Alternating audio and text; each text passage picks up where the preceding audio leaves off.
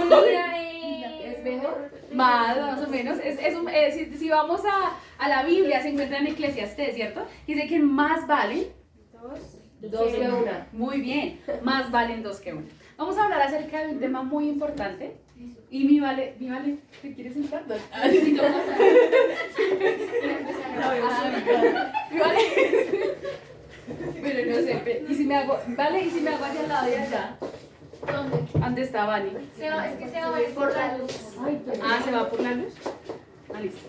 Entonces, de pronto, para que las pueda ver a todas, las veo como por allá. De pronto, si se pudieran hacer aquí, para tenerlas más cerquitas. ¿Qué pasa con esa? Ah, sí, es que quiero verle la carita a todas. Ahora sí. Bueno, entonces, vamos a tratar nuestro tema de hoy acerca de la unidad, ¿sí? Acerca de la unidad. Y buscando un poquito acerca de la definición de la unidad, encontraba que es la cualidad o estado de no dividirse, es decir, que es el antónimo, ¿cierto?, de la unidad. ¿Cuál es el antónimo de la unidad? División. La división. Perfecto. Entonces, dice que es la cualidad, la unidad es la cualidad o el estado en el cual no se divide, sino, ¿cierto?, se ponen en común acuerdo. ¿Para qué? Para cumplir un objetivo. Entonces, nos ponemos en común acuerdo para cumplir un objetivo. Esa es la definición de unidad que encontré de pronto más apropiada para el día de hoy. Ahora bien, viendo en este momento, ¿sabes? Nosotros tenemos la unidad en dos aspectos. Podemos ver la unidad en dos aspectos. Una unidad totalmente humana y una unidad totalmente espiritual. Vamos a ver de qué se diferencian estas dos. ¿Listo? Entonces tenemos una unidad Humana. y una unidad espiritual. Muy bien. Para esto, quisiera decirte que hay algo en común denominador de estas dos. Y es que, como lo venimos hablando, estas dos se componen de un grupo de personas que se unen para cumplir un objetivo. La unidad humana se une para cumplir un objetivo, la unidad espiritual se une para cumplir un objetivo. Pero en eso se dividen totalmente y lo vamos a ver por qué. Quiero que vayamos a Génesis 11 para ver, vamos a ver por este lado la unidad humana. Y la unidad humana tiene un objetivo limitado. La unidad humana tiene un objetivo limitado. Y vamos a verlo a través de algunos pasajes donde vamos a ver algunos personajes o algunas historias de la Biblia que de pronto nos van a llevar a considerar de lo que quiero hablarles. Vamos a ir a Génesis 1 del capítulo 1 al 6. Quiero que alguien con una voz fuerte pueda leer esta porción. Fuerte, duro, que se escuche. Como si ya comieron, sí, ¿cierto? Ya. No. ¿Qué tal el pastelito? No es de uy, no Muy es de seco. muy seco, pero yo le di juguito, mamita. Listo, entonces vamos a Génesis 11 del 1 al 6. ¿Alguien que lo quiera leer? Tenía entonces toda la tierra una sola lengua y unas mismas palabras. Y aconteció que cuando salieron de oriente hallaron una llanura en la tierra de Sinar y se establecieron allí. Se dijeron unos a otros, vamos, hagamos ladrillo y cosámoslo con fuego. Y les sirvió el ladrillo en lugar de piedra y el asfalto en lugar de mezcla. Y dijeron, vamos, edifiquemos una ciudad y una torre, cuya cúspide llegue al cielo. Y hagámonos un nombre, por si fuéramos esparcidos sobre la faz de toda la tierra. Y descendió Jehová para ver la ciudad y la torre que edificaban los hijos de los hombres. Y dijo Jehová, he aquí el pueblo es uno, y todos estos tienen un solo lenguaje y han comenzado la obra. Y nada les hará desistir ahora de lo que han empezado a hacer. Muy bien.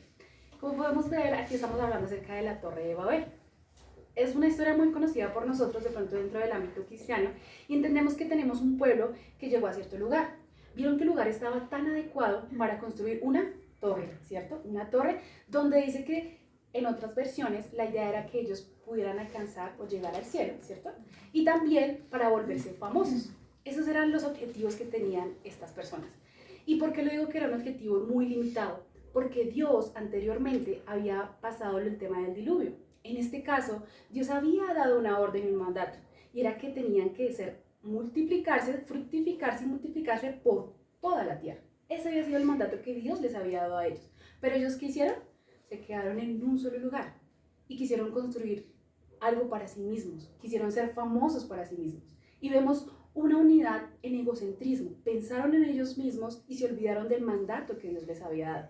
Así que Dios en este caso interviene y dice que hace una confusión de lenguas, que hoy en día pues sabemos de dónde nacen el tema de los idiomas. Muy bien. Entonces, cuando vemos una unidad humana, vemos algo que tiene un objetivo limitado, tienen un objetivo donde se ve el egocentrismo de las personas y en donde ellos querían en ese caso ser idolatrados. Decían, vamos a ser famosos porque vamos a construir una torre y nos van a reconocer por esto. ¿Pero lo hacían para Dios? No, lo hacían para ellos mismos. Y este caso es lo que nosotros vemos también en Primera de Reyes. Vamos a ir a Primera de Reyes, capítulo 16, versículo 31. Otra persona que me ayuda a buscar Primera de Reyes 18:4 y otra persona que me ayuda a buscar Primera de Reyes 21. Entonces, Primera de Reyes 16:31, otra persona Primera de Reyes 18:4 y otra persona Primera de Reyes 21. De los versículos, la que va a buscar Primera de Reyes 21, por favor, tengan en cuenta leer del 8 al 10 y el 15 y el 16. ¿Listo? Para que podamos entender otra unidad humana que nos habla la Biblia. ¿Quién tiene Primera de Reyes 16:31? No todas. Porque le fue ligera cosa andar en los pecados de Jeroboam, hijo de Nabat, y tomó por mujer a Jezabel, hija de Etbaal, rey de Sidonios, y sirvió a Baal y lo adoró. Aquí estamos hablando acerca del rey Acab, tengámoslo muy muy presente. Primera de Reyes 18:4. ¿Listo? Martina. Porque cuando Jezabel destruía a los profetas de Jehová, Abdías tomó a 100 profetas y los escondió de 50 en 50 en cuevas y los sustentó con pan y agua. Entonces, quiero hacer un resumen aquí antes de entrar al Primera de Reyes 21. Estamos hablando acerca del rey Acab, ¿cierto? La palabra de Dios dice que fue un rey que hizo lo malo ante los ojos de Dios. Dice que hizo más mal que los reyes que ya habían pasado por Israel. Pero dice que aún no bastándole con eso, decidió casarse con una mujer que se llamaba Jezabel. Jezabel en la Biblia es muy recordada no por su buen testimonio. Creo que es todo lo contrario a lo que nos habla la Biblia de la mujer virtuosa. Pero si vemos que Jezabel empezó a tener un dominio sobre su esposo, y acá entendemos la unión matrimonial, ¿sí ves? Cuando nosotros tenemos una unidad humana que no está basada en el Señor, también se puede ver afectada esa parte de unión matrimonial. Porque Acab se unió con una persona totalmente que odiaba a Dios e incluso, como lo leía Martina, mataba a los profetas que Dios enviaba. Pero también aparte de eso vemos algo también que esta mujer hizo en Primera de Reyes 21, del 8, bueno, el versículo 8, 9, 10, 15 y 16. Primera de Reyes 21, del 8 al 10 y el 15 y el 16. Entonces ella escribió cartas en nombre de Acab y las selló con su anillo y las envió a los ancianos y a los principales que moraban en la ciudad de Nabot. Y las cartas que escribió decían así: proclamad ayuno y poned a Nabot delante del pueblo y poned a los hombres perversos delante de él que atestiguen contra él y digan: tú has blasfemado a Dios y al rey, y entonces sacadlo y apedreadlo para que muera. El 15, ¿cierto? Cuando Jezabel oyó que Nabot había sido apedreado y muerto, dijo a Acab: levántate y toma la viña de Nabot de Jezreel, que no te la quiso dar por dinero, porque Nabot no vive, sino que ha muerto. Y oyendo Acab que Nabot era muerto, se levantó para descender a la viña de Nabot de Jezreel para tomar posesión de ella. Entonces vemos a esta mujer como, entre comillas podríamos decir, es muy astuta, porque tiene el poder, es la esposa del rey, y dice que tomó ese lugar para enviar cartas. ¿Qué pasó? Voy a darles como un pequeño resumen, y es que Acab quería una viña que estaba cerca donde él tenía su reino, pero Nabot decía que él cómo le iba a dar su viña si él la había pues guardado y había sido un regalo de sus padres, él no la pensaba dar. Entonces él se enojó tanto y le hizo saber esto a su mujer, y su mujer dijo: ah, bueno, vamos a tomar cartas en el asunto, y empezó a conspirar, ¿cierto? Empezó a enviar cartas, empezó a hacer toda una, mejor dicho, empezó a decir mentiras, empezó a decirle a la gente del pueblo que Nabot estaba en contra de Dios, que blasfemaba contra Dios, ¿cierto? Y todo esto, el pueblo se llenó de ira y lo mató, y de esa forma pudo conseguir la viña para su esposo, ¿cierto? Entonces, cuando veía este tema de unidad, entendía que hay una unidad también en la cual podemos causar daño a otros cuando nos unimos de esta forma. También podemos causar división, ¿sabes? En medio de una unidad humana, y también podemos causar destrucción.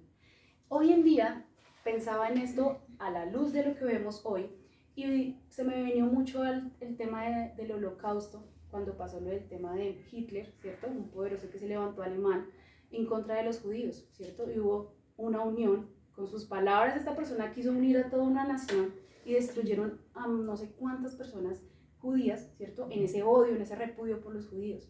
Si ves, hay unidades humanas que traen destrucción a nuestra vida y a los demás. Y de esta forma también nosotros podemos ver que si nosotros vamos ligados a esta unidad humana, siendo creyentes, no estamos cumpliendo el propósito por el cual el Señor te escogió a ti y a mí, por el cual el Señor nos rescató a ti y a mí. Ahora vamos a ver el otro lado. Vimos la unidad humana, ahora vamos a ver la unidad espiritual. La unidad espiritual tiene un objetivo. La unidad humana lo tiene limitado, pero la unidad espiritual lo tiene ilimitado. Es una unidad eterna, es una unidad que no se compara, es una unidad sin fronteras. Es una unidad en la cual tú y yo deberíamos invertir, ¿cierto? ¿Y de qué manera? Nuestro mayor ejemplo de unidad, ¿quién sería en la Biblia? ¿Quién sería el mayor ejemplo que la Biblia nos habla de unidad, que habla desde Génesis 3 hasta Apocalipsis? El personaje más grande de la historia en la Biblia, ¿quién es? Cristo, muy bien. Vamos a ver algunos apuntes, vamos a ir a Juan 17, del 21 al 23, vamos a estar por toda la Biblia, las veces que podamos considerarlo. Juan 17, del 21 al 23, otra persona que me ayuda a buscar Filipenses 2, 5, 8. Otra persona me ayuda a buscar Marcos 14, 36. Repito, Juan 17, del 21 al 23, Filipenses 2, del 5 al 8 y Marcos 14, 36.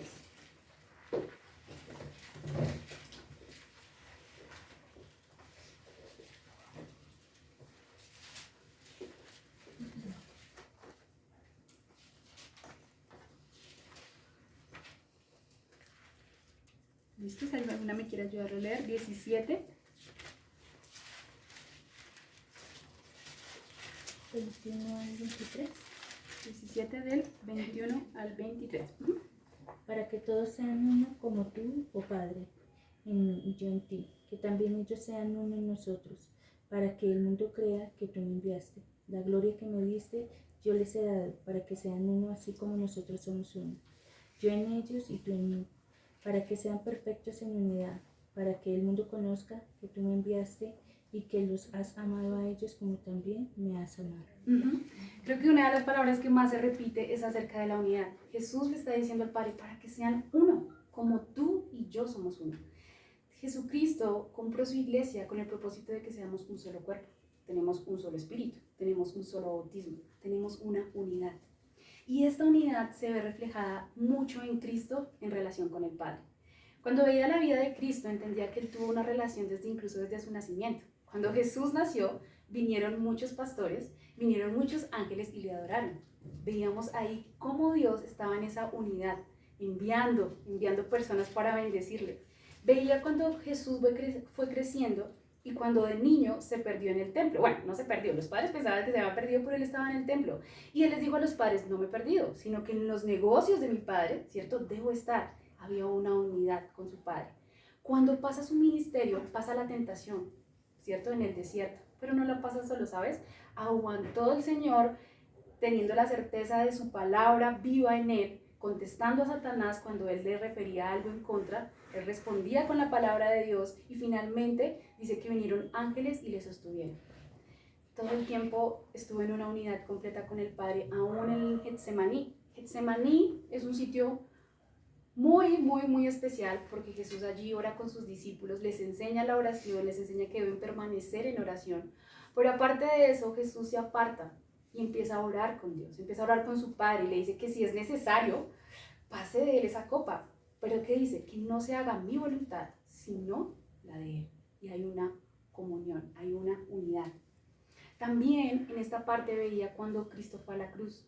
Finalmente, él se humilló, pero el Padre al final lo exaltó. Después de la muerte de Jesús, Jesús ascendió al cielo y hoy está sentado a la diestra de Dios Padre. Volvió, no es que se hubiera separado de la unidad del Padre, jamás lo hizo. Mientras estuvo aquí en la tierra, siempre y 100% estuvo en una comunión con su Padre y con el Espíritu Santo, claramente. Cuando Él se bautizó, vemos que la palabra nos habla de que estuvieron presentes los tres, ¿no?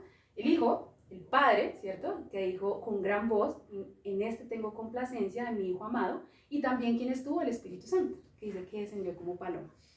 Ahora quiero hablarte acerca de esta unidad como el ejemplo que es Cristo, y tú podrás decirme, bueno, pues Cristo era Dios, Cristo era Dios.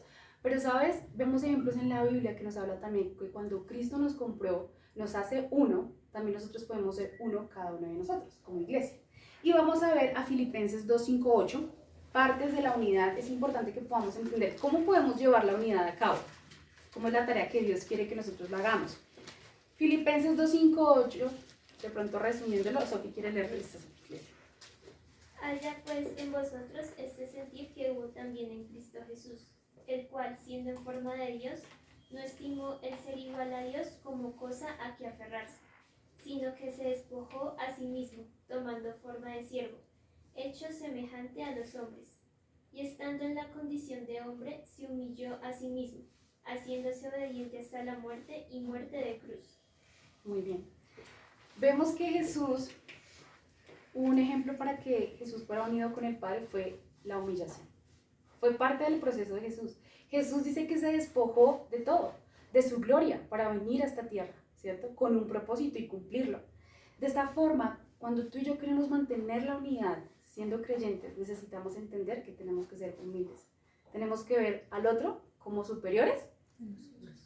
Y lo dice antes de que Pablo empiece a hablar acerca de la muestra de amor de Jesús, de cómo Él desea que nosotros seamos también humillados en un buen sentido de la palabra, es importante que entendamos que Pablo le está diciendo a la iglesia, es que ustedes tienen que verse como inferiores a otros. ¿Y suena algo como yo inferior? Sí, ¿sabes? Para alcanzar la unidad, muchas veces yo necesito bajarme, yo necesito estar en una posición debajo. Y cuando el otro también entiende que necesita estar en una posición por debajo, entendemos la humildad y podemos llevar a cabo la labor que el Señor nos ha dado, porque perdemos todo egocentrismo, perdemos toda exaltación que quieran darnos los hombres, sino miramos a los otros como superiores a nosotros mismos. De esta forma Cristo lo miró. Cristo vino siendo esclavo, o sea, vino realmente a vivir una esclavitud y una humillación siendo el Rey de Reyes, pero lo hizo por amor a nosotros, para mostrarnos a nosotros un gran ejemplo y que podamos seguir sus pisadas. También vemos en Marcos 14:36 el tema de la obediencia. Y en Marcos 14:36 es cuando está en el huerto de Getsemaní, como lo hablaba, de pronto parafraseando un poquito, y dice el pasaje.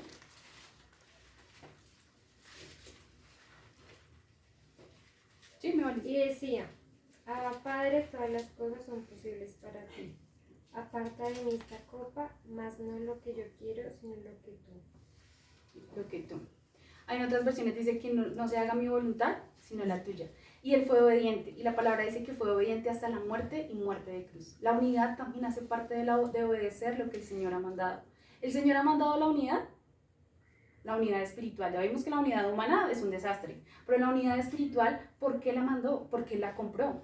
Él permitió que tú y yo estábamos en una división total con Dios. Tú y yo estábamos alejadas de Dios en nuestro pecado, para nada queríamos tener ninguna relación con Dios, pero Él viene, Él se hace hombre, Él decide venir, ¿para qué? Reconciliarnos. La unidad hace eso. La unidad nos reconcilia con Dios. La unidad nos permite tener una comunión cercana a Dios. Y la comunión que hoy tú y yo tenemos es porque Dios compró su iglesia con sangre. Tú y yo somos parte de la Iglesia Universal de Cristo. Y la iglesia de Cristo debe reflejar a Cristo. ¿Y en qué lo debe reflejar? Nosotros debemos reflejarlo en amor. Amarnos unos a otros. La Biblia lo dice. Debemos animarnos unos a otros, ¿cierto? La palabra también habla de animarnos unos a otros. También de soportarnos. Y no es como, uy, no, no, soportarnos en amor es entender que cada persona es totalmente diferente, tiene una personalidad totalmente diferente, pero somos de la familia de Dios. Y la soportarnos es cómo vamos a trabajar juntas para la gloria de Dios. No para que tú y yo reluzcamos, no, es para que Dios sea exaltado.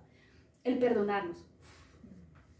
Es difícil, ¿no? La palabra dice que si un hermano tiene una ofensa contra mí, ¿cierto? Yo no voy a esperar a que el hermano venga. Dice que si vas a presentar tu ofrenda delante del altar, ¿cierto? Y sabes que algo pasa con tu hermano, tú debes ir. No es la persona que te ofendió, al contrario, la Biblia nos llama a humillarnos también, a ser humildes en ir. Y tratar y procurar de que estemos en paz con todos los hombres, la Biblia también lo habla. Pero es también de ese perdonar. Yo debo perdonar la ofensa y pasar por alto la ofensa de mi hermano, en amor. También de aceptar, ¿sabes? Muchas veces hoy en día nosotros hacemos acepción de personas. Entonces, si la persona no se viste como yo quiero, si no habla como yo quiero, si no tiene mis gustos como yo quiero, entonces dejémoslo a un lado. Cuando la Biblia nos habla de no hacer acepción de personas, porque Él no la hizo, siendo nosotras esclavas del pecado, siendo nosotros la escoria del mundo, como lo habla un pasaje, siendo nosotros todo, mejor dicho, lo que nadie quisiera comprar, Cristo nos compró. Entonces, de alguna forma también tenemos que reflejar el amor y la exhortación. La exhortación no es regañar, perdón si las estoy regañando. La exhortación y el ánimo es cuando veo a mi hermano que está en pecado, a mi hermana que está en pecado, puedo acercarme en amor y hacerle confrontar con la palabra de Dios que está en pecado. La Biblia me da la autoridad de poder animar a mi hermano, de exhortarle y de que corrija y redireccione su camino.